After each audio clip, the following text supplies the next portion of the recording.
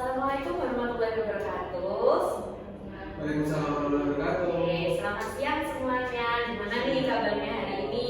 Alhamdulillah. Baik. Baik, alhamdulillah ya.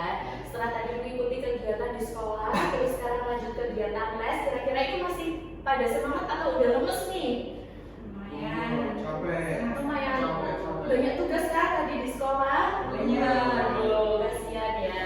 Harus tetap semangat nih biar makin semangat nanti kita senam dulu ya. Oke. Kalau begitu sebelum memulai kegiatan hari ini kakak mau cek presensinya dulu nih. Hari ini masuk semua? Masuk. Masuk. Alhamdulillah hari ini hadir semua ya. Kalau begitu duduk yang rapi semuanya. Sebelum kita memulai kegiatan pembelajaran pada siang hari ini, mari kita berdoa terlebih dahulu. Berdoa menurut keyakinan dan kepercayaan masing-masing. Berdoa dimulai. Berdoa selesai. Oke, jadi sebelum kita masuk ke materi yang akan kita pelajari hari ini, kakak mau review sedikit nih. Masih ingat gak materi yang udah diajarkan pada pertemuan sebelumnya? Masih ingat. Oke, coba apa materi yang kita pelajari pada pertemuan sebelumnya? Jaringan penyusun organ manusia. Oke, apa aja jaringan organnya masih ingat? Ada jaringan ikat. Epitel. Iya, ada lagi. Iya. Saraf. Iya, oke. Ternyata masih ingat ya. Tepuk tangan dulu buat kita semua. Oke. Sekarang kita lanjut ke materi yang akan kita pelajari pada siang hari ini, yaitu sistem peredaran darah. Tapi sebelum masuk ke materinya, kakak minta kalian untuk menghitung denyut nadi kalian masing-masing. Ada yang tahu caranya gimana? Caranya, tangan kanan menggunakan jari telunjuk dan jari tengah itu dilingkarkan di tangan kiri seperti ini. Nah, agak ditekan, kerasa denyutnya? Coba, kerasa? Apa ada yang nggak punya denyut ini? Kerasa. Oke. Jadi nanti kakak timer selama 1 menit ya. Denyut kalian bisa dihitung. Nanti setelah itu dicatat di bukunya masing-masing. Oke. Oke, udah ketemu semuanya denyutnya? Bentar dulu. Gak ada denyut kak. Agak ditekan. Gimana kak? Sini. Di sini. Sini. Iya, agak ke pojok. Sini. Iya, situ. Gak ada kak. Sendiri kak. Ada. Kak. Ini. Sini. Iya. Oke. Ada.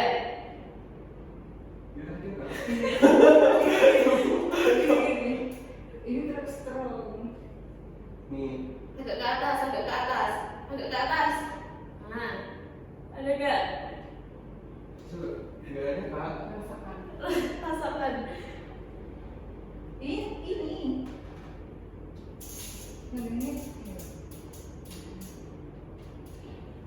Ada? Oh ada. Oke. Kakak timer selama 1 menit ya. Nanti ketika kakak bilang mulai langsung dihitung. Ini Oke. cuma doang kan kak satu-satu. Iya, hitung manual satu-satu. Oke. 1, 2, 3.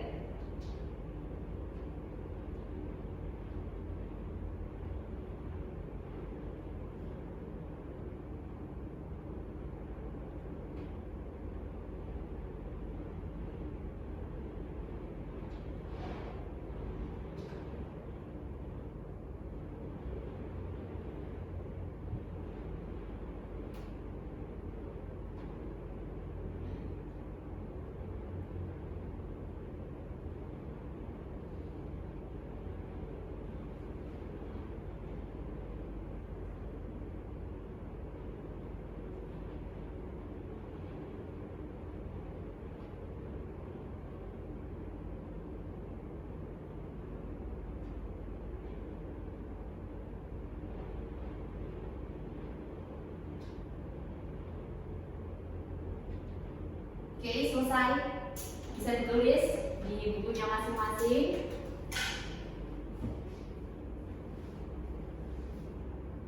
Oke, sudah. Setelah ini kita akan senam dulu ya. Katanya tadi kan pada lemas. Biar belajarnya makin semangat, kita senam dulu. Oke, tapi nanti setelah senam, kakak minta kalian menghitung denyutnya kayak tadi ya. Oke. Bisa dibarengi. Oke, sekarang bisa berdiri dulu dari tempatnya masing-masing. Kelihatan nggak? Oh, kelihatan. dia. Kelihatan. Kurang cerah nggak?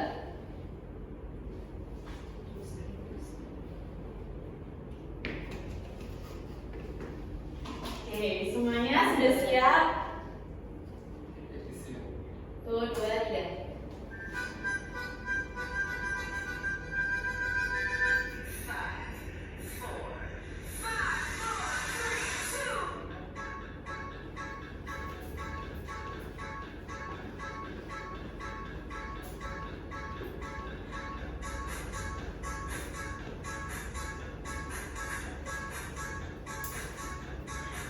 Oke, ikutin ya gerakannya.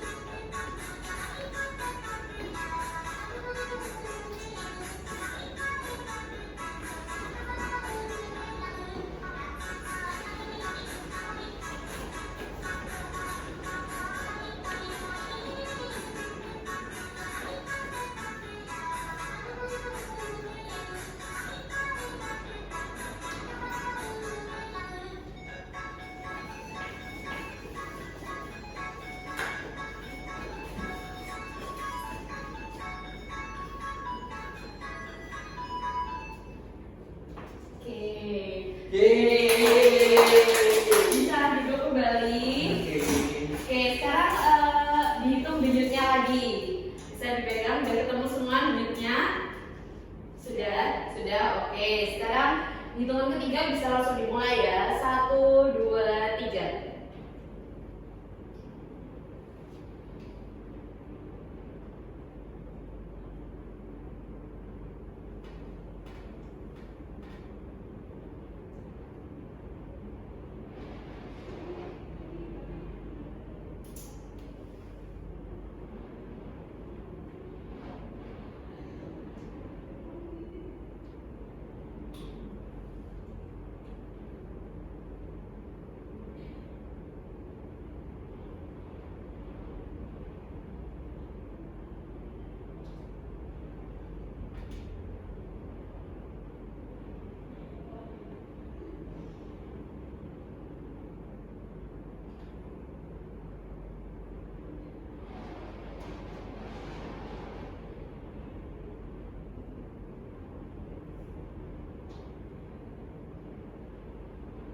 Oke, sudah bisa ditulis.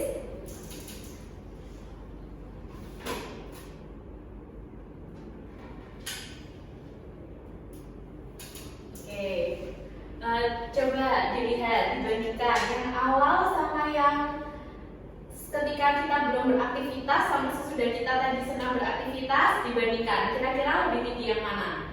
Sudah. Oke, Geisha berapa Geisha? Yang sebelum berapa, sesudah berapa? 85 jadi 90. Oke, terus Dek Vivan. Aku dari 87 ke 102. Oh, ke 102, oke. Ada yang tahu nggak kira-kira kenapa ketika beristirahat itu denyut kita cenderung lebih rendah daripada setelah melakukan aktivitas? Ada yang tahu? Soalnya jantungnya berdetak kencang. Ya, bertak kencang. Oke, cukup benar. Ada yang mau menambahkan mungkin atau kakak jelaskan? Jelaskan. Oke. Jadi ketika tubuh kita sedang beristirahat, tubuh kita itu cenderung membutuhkan asupan oksigen yang lebih sedikit daripada ketika kita melakukan aktivitas berat. Karena ketika kita melakukan aktivitas berat, jantung kita itu memompa darah lebih banyak untuk mengalirkan oksigen ke otot-otot. Karena otot-otot kita itu sedang bekerja keras karena melakukan aktivitas berat itu tadi. Bisa dipahami? Bisa. Kira-kira denyut perempuan dan laki-laki lebih tinggi perempuan atau laki-laki ya? Yang cowok. Cowok. Oke, sekarang kita lanjut ke pembahasan materi kita pada siang hari ini ya, yaitu sistem peredaran darah. Oke, jadi apa sih sistem peredaran darah itu? Jadi sistem peredaran darah adalah sistem dalam tubuh yang berfungsi untuk mengalirkan darah, mengangkut oksigen, nutrisi, hormon, dan membuang zat sisa metabolisme di dalam tubuh kita. Oke, selanjutnya organ-organnya ada apa aja nih? Organ dari sistem peredaran darah ada yang tahu? Jantung. Oke, jantung, ada pembuluh darah, ada darah. Oke, jadi organnya dalam sistem peredaran darah ini ada 3 ya, yaitu jantung, pembuluh darah, dan juga darah. Selanjutnya kita bahas yang pertama dulu, yaitu jantung. Oke, jantung. Fungsi jantung adalah untuk memompa darah dan mengalirkan darah ke seluruh jaringan tubuh. Ada yang tahu letaknya jantung itu di tubuh kita di bagian mana? Sebelah mana? Dada kiri. Oke, di bagian dada sebelah kiri, benar banget. Ukurannya seberapa sih jantung kita itu? Kepala tangan. Ya, jadi ukuran jantung kita itu ukurannya sekepalan tangan masing-masing pemiliknya ya. Jadi kurang lebih ukurannya segitu. Oke. Jadi kemudian kita akan membahas mengenai struktur jantung. Struktur jantung itu dibagi menjadi 4 bagian ya. Yang bagian kanan ada bagian kiri. Yang bagian atas itu namanya atrium atau serambi ya. Fungsinya apa? Untuk menerima darah. Sedangkan ventricle itu yang bagian bawah. Bagian bawah fungsinya untuk apa? Untuk memompa darah. Oke, jadi yang pertama ini bagian yang atrium kanan sebelah atas itu fungsinya untuk menerima darah yang kaya akan karbon dioksida dari seluruh tubuh. Kemudian atrium kiri yang ini nomor 2 bisa dilihat itu fungsinya untuk menerima darah yang kaya oksigen dari paru-paru. Selanjutnya ada ventricle atau bilik. Karena bilik fungsinya untuk memompa, jadi pada ventricle kanan itu fungsinya untuk memompa darah yang kaya akan karbon dioksida ke paru-paru. Selanjutnya ada ventricle kiri, yaitu memompa darah yang kaya akan oksigen ke seluruh tubuh. Jadi diingat-ingat, untuk sebelah kanan itu dia khususan untuk yang kaya akan karbon dioksida. Sedangkan yang sebelah kiri itu khususan yang kaya akan oksigen. Yang atas itu atrium menerima darah, yang bawah itu ventricle untuk memompa. Bisa dipahami? Bisa. Oke, selanjutnya ada sekat atau septum. Struktur jantung sekat atau septum itu fungsinya untuk memisahkan bagian kanan dan juga bagian kiri. Jadi kan bagian kanan itu yang kaya akan CO2, yang kiri kan kaya akan oksigen tadi kan. Jadi biar gak kecampur. Kalau kecampur kan nanti bahaya kan. Jadi makanya dari itu ada sekatnya nih. Sekatnya itu dibagi menjadi 2. Yang pertama septum interatrial. Atrial itu atrium serambi. Jadi dia itu memisahkan antara serambi kanan dan juga kiri. Kemudian yang kedua ada septum interventrikular yang fungsinya untuk memisahkan bilik kanan dan juga bilik kiri. Jadi bisa dilihat ininya ya. Atrial itu berarti atrium, kalau ventrikular itu berarti ventricle. Bisa dipahami? Bisa. Oke. Selanjutnya ada juga namanya katup ya di jantung. Biasanya di bagian sini itu untuk memompa darah agar mengalirkannya itu satu aliran biar darahnya itu nggak kembali. Itu namanya katup jantung. Oke. Oke, sampai sini bisa dipahami ya fungsi jantung dan strukturnya. Oke, selanjutnya kita membahas mengenai pembuluh darah. Pembuluh darah itu dibagi menjadi 3. Yang pertama arteri, kedua vena, dan ketiga itu adalah kapiler. Oke, kita bahas yang mengenai arteri dan vena dulu ya. Jadi pembuluh darah itu saluran yang berfungsi untuk mengalirkan darah ke seluruh tubuh. Oke, yang pertama arteri. Arteri atau disebut juga dengan pembuluh nadi. Yang udah kalian hitung limitnya tadi, yang limitnya terasa itu pembuluh nadi ya. Jadi kalian kan tekannya harus agak ke dalam kan, tadi harus agak ditekan.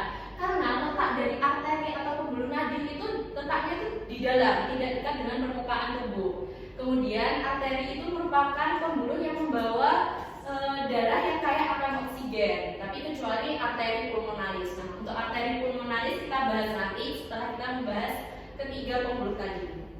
Kemudian arteri denyutnya itu terasa. Nah, tadi kan kalian denyutnya terasa kan saat menghitung denyut nadi tadi. Oke, terus dindingnya itu tebal dan elastis. Karena di arteri itu ada otot-otot, jadi dia itu pembuluhnya itu bisa melebar dan mengecil. Oke, aliran darahnya itu kuat. Jadi ketika seseorang terluka atau pembuluh arterinya sobek itu darahnya itu cenderung memancar. Oke, dan dia itu membawa darah keluar jantung kalau arteri. Oke, bisa dipahami ya. Untuk vena, pembuluh balik itu letaknya dekat dengan permukaan tubuh. Yang biasanya kelihatan kalian ini warnanya hijau ungu itu namanya vena atau pembuluh balik. Kemudian dia membawa darah yang kaya akan karbon dioksida, kecuali vena pulmonalis. Oke, denyutnya itu tidak terasa, dindingnya itu tipis, aliran darahnya itu lemah. Jadi ketika vena itu sobek, biasanya itu darahnya itu cenderung menetes. Kemudian membawa darah masuk ke dalam jantung. Beda dari arteri tadi, arteri membawa keluar, sedangkan vena itu membawa ke dalam jantung. Oke, bisa dipahami? Bisa. Oke. Kasih foto ya. Iya. Sambil ditulis ya, jangan lupa ditulis. Oke. Oke, ini kakak hapus ya.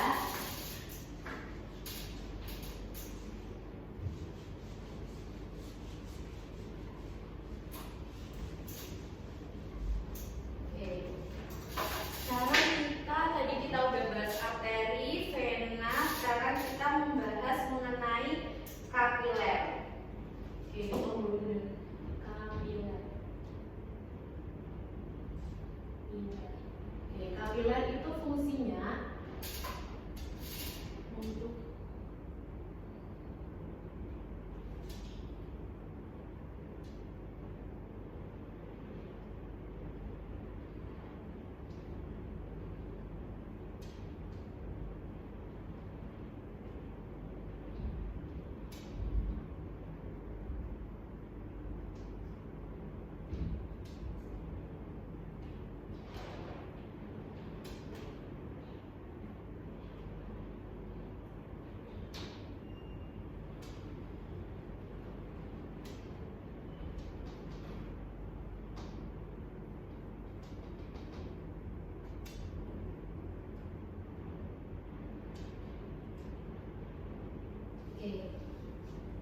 jadi selanjutnya itu ada kapiler ya. Jadi kapiler itu merupakan pembuluh untuk menghubungkan antara arteri dan vena. Jadi dia fungsinya untuk pertukaran zat. Kan tadi yang arteri itu kayak akan oksigen, vena akan kayak akan karbon dioksida. Nah, itu kapiler ini fungsinya yang sebagai untuk pertukaran zatnya. Kemudian ukurannya itu paling kecil dibandingkan pembuluh-pembuluh lainnya. Nah, sekarang kita membahas yang arteri pulmonalis dan juga vena pulmonalis. Ada yang tahu nggak pulmonalis itu apa? Pulmonalis itu artinya paru-paru.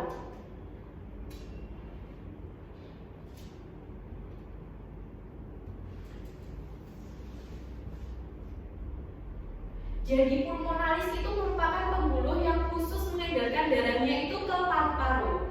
Kalau arteri tadi fungsinya dia membawa darah yang kayak akan oksigen, kayak akan oksigen. Kalau arteri pulmonalis ini fungsinya arteri pulmonalis ini membawa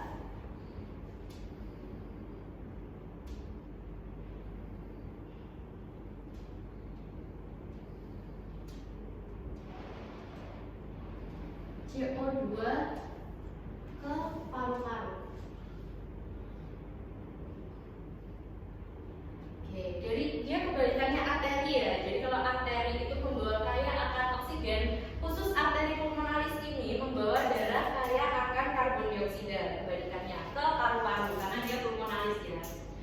kemudian vena pulmonalis.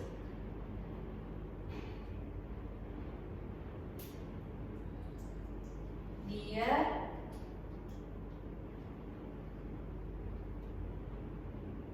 membawa darah yang kaya akan oksigen dari paru-paru. Oke, saya pahami ya. Jadi kebalikannya arteri pulmonalis dan vena pulmonalis dari yang arteri dan vena itu. Jadi mereka itu fungsinya khususon di paru-paru ya, karena pulmo itu paru-paru. Yang arteri sebaliknya yang tadi kaya akan O2, dia di sini jadi kaya akan CO2. Kemudian yang vena yang tadi awalnya kaya darahnya akan CO2, di sini dia kaya akan oksigen. Oke, bisa dipahami? Oke, selanjutnya kita akan membahas mengenai darah. Oke, kakak hapus dulu ya. Ini sudah dicatat? Sudah. Oke.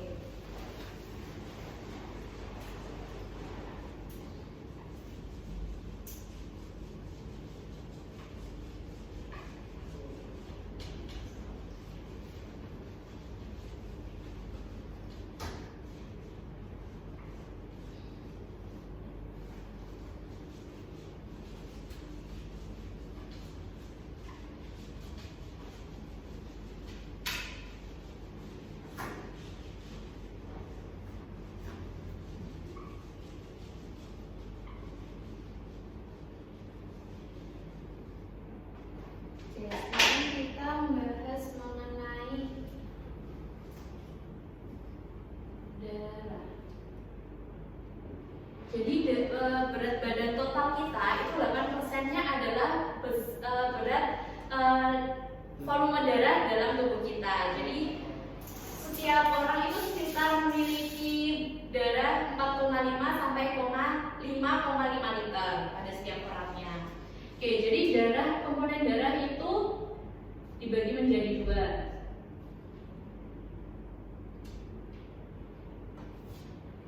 Oke, yang pertama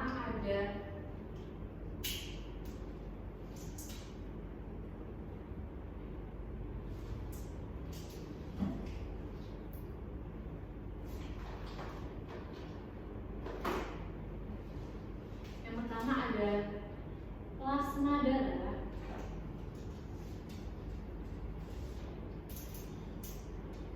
Kemudian ada sel-sel darah.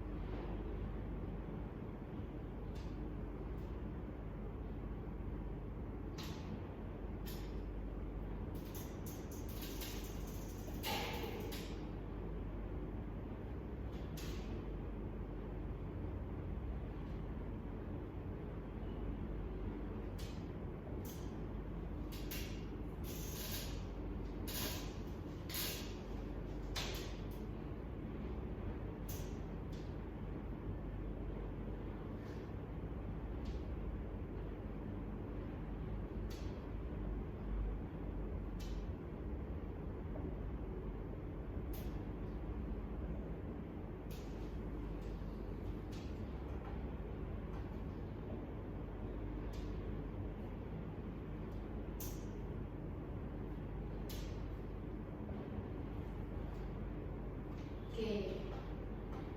Jadi yang pertama itu adalah plasma darah. Plasma darah itu merupakan cairan berwarna kekuningan yang berisi kurang lebih 90% air. Jadi fungsinya dari plasma darah itu untuk mengangkut nutrisi, hormon, sama zat sisa metabolisme. Oke, yang kedua ada sel-sel darah. Yang pertama ada eritrosit. Ada yang tahu eritrosit itu sel darah apa? Merah. Ya, sel darah merah.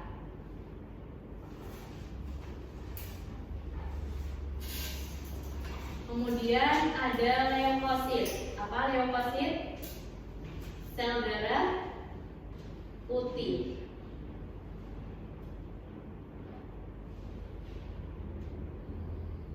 Dan yang ketiga ada trombosit. Oke, kita bahas mengenai eritrosit terlebih dahulu ya.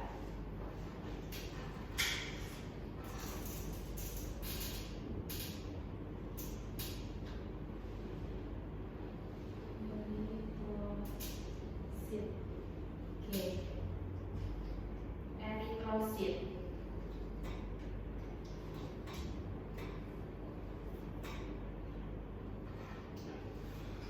Eritrosit itu cirinya yang pertama, dia berbentuk bikonkav. Jadi dia itu tepinya itu melengkung seperti kancing gitu ya. Dia itu bentuknya bikonkav. Kemudian tidak memiliki inti sel. Tidak memiliki inti.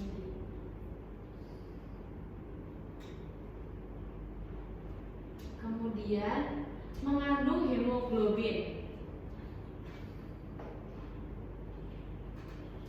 Hemoglobin. Oke, hemoglobin itu protein dalam darah yang berfungsi untuk mengikat oksigen. Jadi ketika darah mengikat oksigen itu warnanya menjadi merah. Makanya dari itu eritrosit kan disebut dengan sel darah merah kan, karena dia memiliki hemoglobin. Oke, fungsinya itu untuk mengikat dan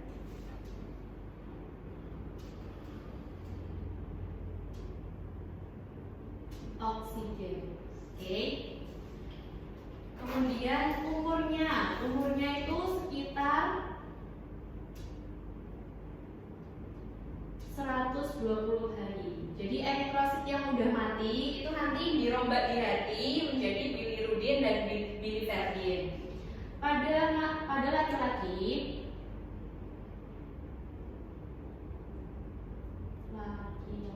itu jumlahnya 5 juta sel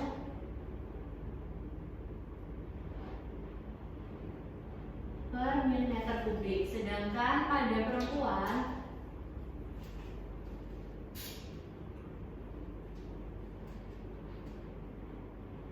jumlahnya 4 juta sel per milimeter kubik. Oke, bisa dipahami? Oke, selanjutnya ada leukosit. Leukosit atau tadi disebut dengan sel darah putih. Oke, jadi leukosit ini memiliki inti sel.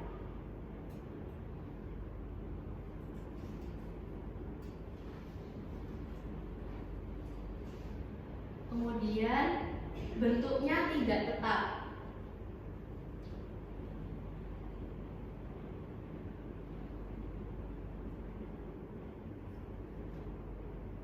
Kemudian berfungsi untuk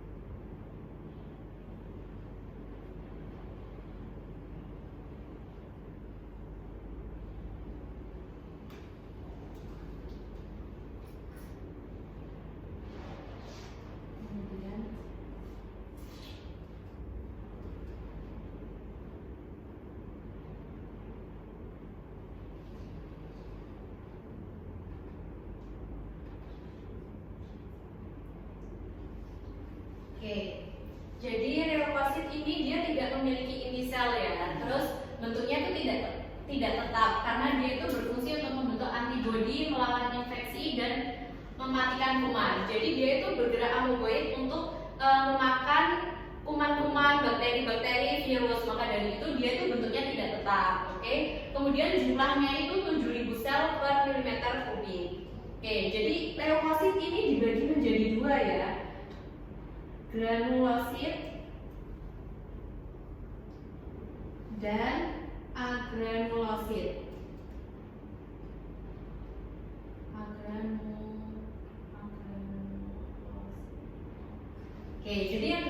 leukosit itu dia leukosit yang di dalam sitoplasmanya itu ada bintik-bintiknya, ada bergranular. Sedangkan agranulosit itu merupakan leukosit yang dalam sitoplasmanya itu dia tidak bergranular. Oke, sudah dicatat? Izin foto. Iya, silakan.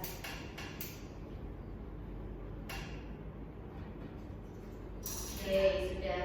Oke, kakak hapus ya ini. Iya.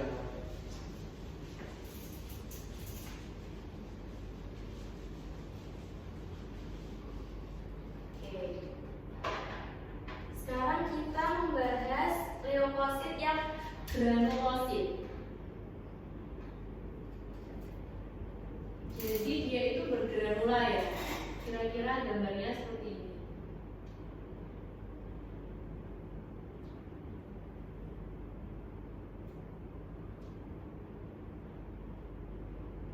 Jadi dia itu di selnya, di sitoplasmanya itu dikelilingi dengan granula atau bintik-bintik. Granulosit ini dibagi menjadi 3. Yang pertama, neutrofil.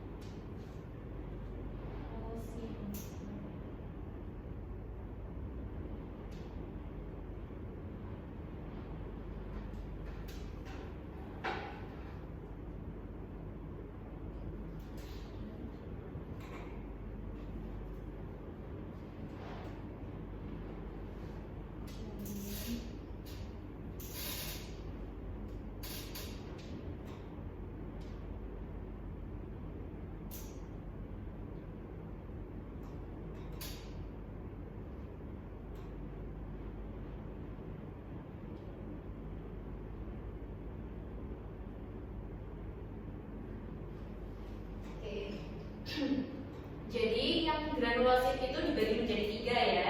Yang pertama neutrofil. Neutrofil ini dia bersifat fagositosis. Jadi dia itu memakan bakteri dan virus fungsinya. Kemudian ada eosinofil, dia itu berfungsi untuk melawan alergi dan infeksi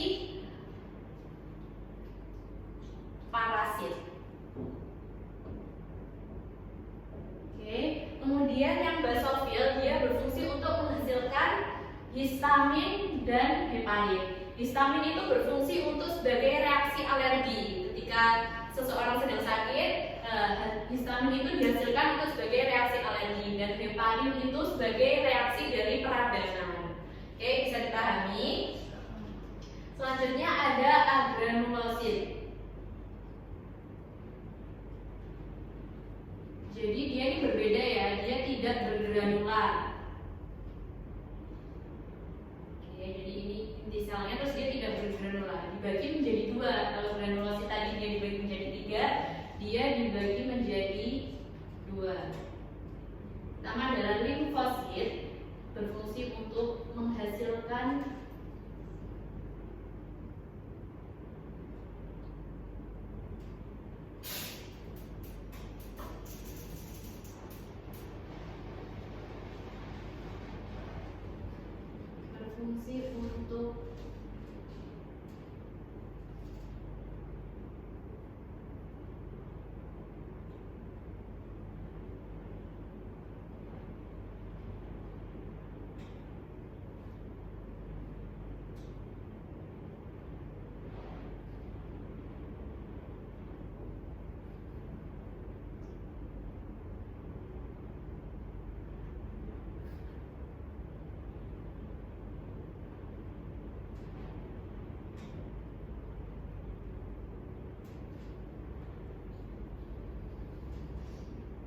jadi dibagi menjadi 2, yaitu limfosit, dia itu berfungsi untuk menghasilkan antibodi. Antibodi itu untuk kekebalan tubuh. Kemudian monosit, monosit itu dia berkembang menjadi makrofag ya nantinya untuk melawan kuman dan juga sel mati. Oke, selanjutnya kita membahas mengenai berarti kurang trombosit ya. Oke, kita bahas trombosit.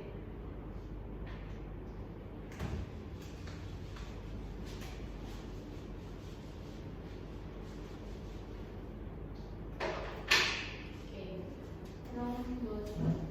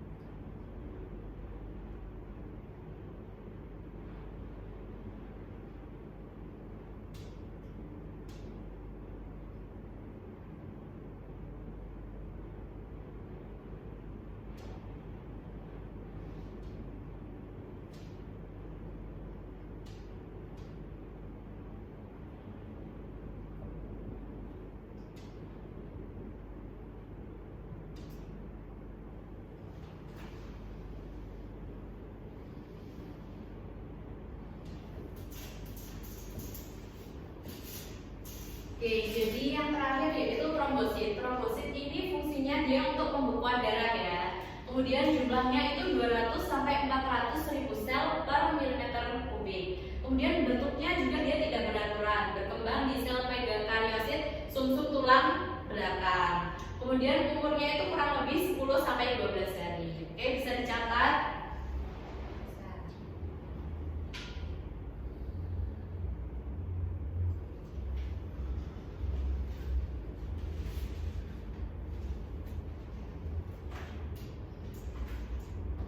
Oke, sudah dicatat ya. Oke, sekarang kita akan membahas mengenai peredaran darah besar dan juga peredaran darah kecil.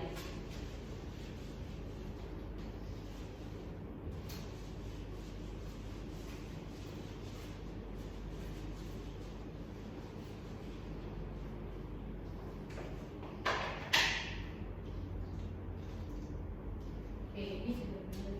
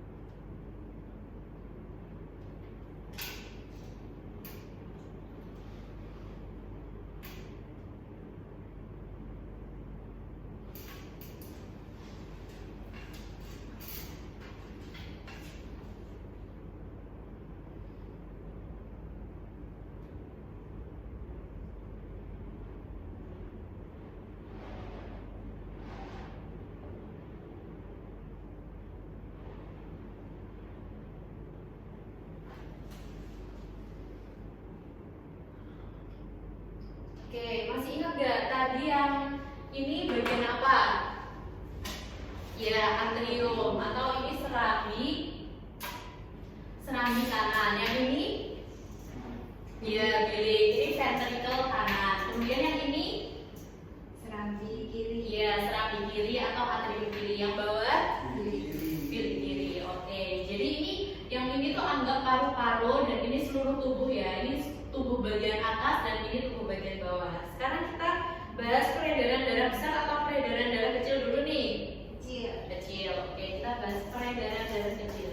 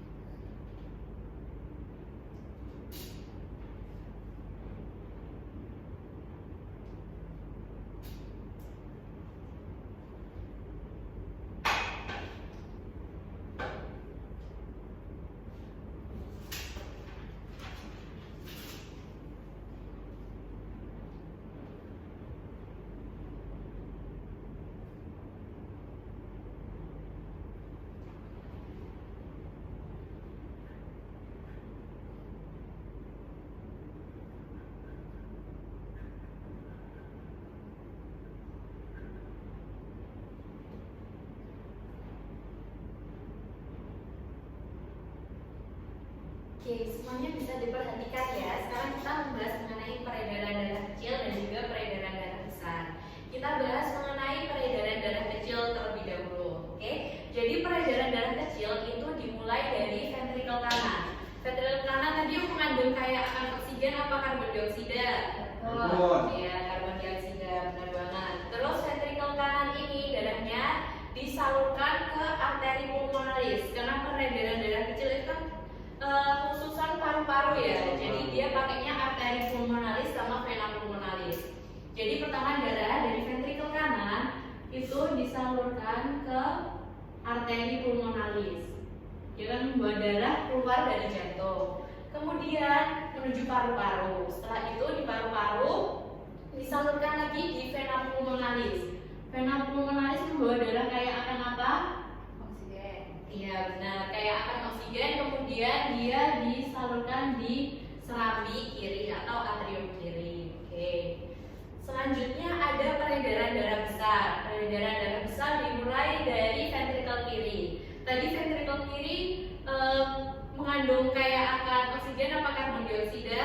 Oksigen. Oksigen, ya benar banget. Ventrikel kiri mengandung darah yang kayak akan oksigen. Jadi darah itu selanjutnya akan diedarkan ke seluruh tubuh ya. Jadi ventrikel kiri kemudian menuju aorta. Aorta itu arteri paling besar ya dalam tubuh. Setelah itu disalurkan ke seluruh tubuh, baik bagian atas maupun bagian bawah. Kemudian karena dia tadi mengandung oksigen ya, terus dia itu mengalami pertukaran zat di kapiler. Jadi kemudian darah yang dikembalikan itu udah nggak mengandung kayak akan oksigen lagi, karena sudah diserap oleh organ-organ tubuh lainnya ya. Kemudian dia darahnya kembali lagi mengandung kayak akan CO2 melewati vena cava superior dan juga inferior. Oke. Kemudian dia menuju ke atrium kanan. Vena cava superior itu bagian tubuh yang bagian atas. Mana aja tahu nggak? Ya, kepala, leher, lengan. Kalau inferior bagian bawah apa aja? Perut ya, terus kaki ya bisa juga. Oke, bagus ya.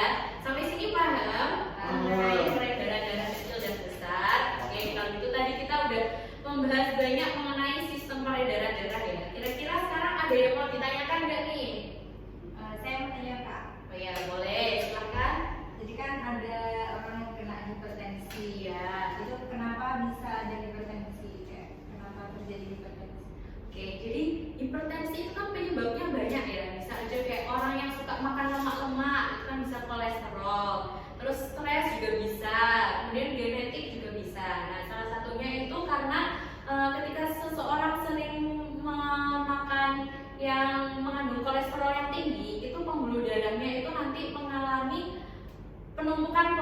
Jadi pembuluh darahnya itu dia tuh jadi sempit. Bisa juga karena kontraksi ya. Ketika orang sedang stres itu mungkin itu juga bisa. Sehingga jantung itu memompa darah lebih banyak supaya darah itu bisa melewati aliran darah yang sempit itu tadi, sehingga nanti itu terjadi hipertensi karena darahnya itu memompa darah secara lebih cepat terus menerus agar darahnya bisa melewati saluran yang kakunya menumpuk tadi. Bisa dipahami? Oke. Kemudian ada yang mau ditanyakan lagi atau sudah cukup? Cukup. Oke, baik, kalau sudah cukup, kira-kira ada yang bisa menyimpulkan nggak nih kegiatan pembelajaran kita pada siang hari ini? Kita udah belajar apa aja nih? Sistem peredaran darah. Oke, Organ-organnya ada organ-organnya. jantung, paru-paru, jantung, pembuluh darah, dan darah. Oke, ya. Tadi di pembuluh darah dibagi menjadi apa aja? Ayo. Arteri, Iya. vena, kapiler. Kapiler. Oke, terus yang darah tadi dibagi menjadi apa aja? 3. Eritrosit, Ya, ada darah merah, leukosit, Trombosit. Oke, trombosit. Oke, bener banget. Oke, jadi paham ya? Paham. Oke, jadi nanti di pertemuan selanjutnya kita akan membahas mengenai proses mekanisme pembekuan darah, kemudian penyakit-penyakit dalam sistem peredaran darah dan juga golongan darah. Oke? Oke, sebelumnya kita apresiasi dulu untuk kita semua. Oke, nah kalau ini masih mau lanjut belajar apa mau pulang nih? Pulang. Oke, kalau gitu bisa alat tulisnya dirapikan, duduknya rapi. Oke. Kemudian kita bisa berdoa menurut kepercayaan dan keyakinan masing-masing. Berdoa mulai. Berdoa selesai. Oke, sekian pembelajaran kita pada siang hari ini. Wassalamualaikum warahmatullahi wabarakatuh. Waalaikumsalam warahmatullahi wabarakatuh. Ya,